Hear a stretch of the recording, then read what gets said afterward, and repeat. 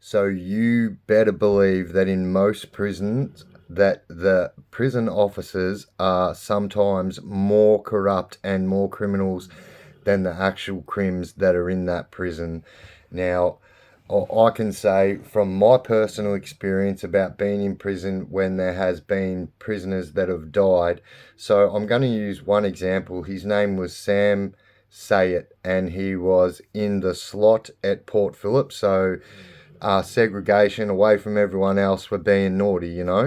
And so basically they found Sam Sayet hanging in his cell, but when the coroner done their report, he actually had water on his lungs. So, and then stories came out that it was the security at the jail at the time, like at Port Phillip, they're putrid. Um, they're very corrupt, and so some of them are tough. You know what I mean? Some of them will go into a cell and take their kid off and have a fight with you, but most of them won't. There are some tough ones, but most of them are weak pieces of shit.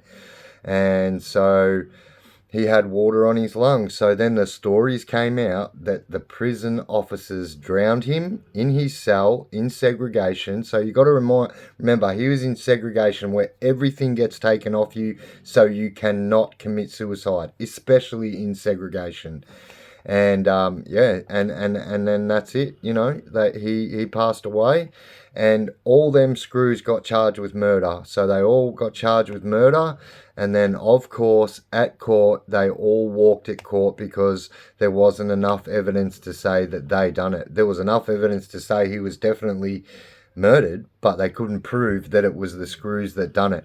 Now, every single one of them screws still works at the prison right now, and I have myself personally heard about them joking about killing this guy.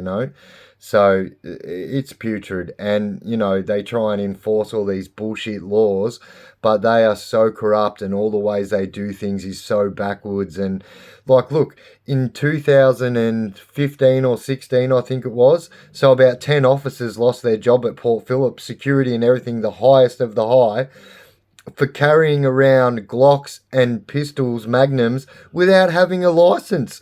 So they're driving around, carrying around these prisoners, carrying guns, and they're not even licensed to use them.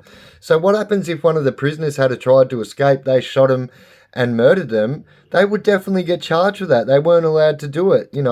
The head of security quit his job before he could get sacked.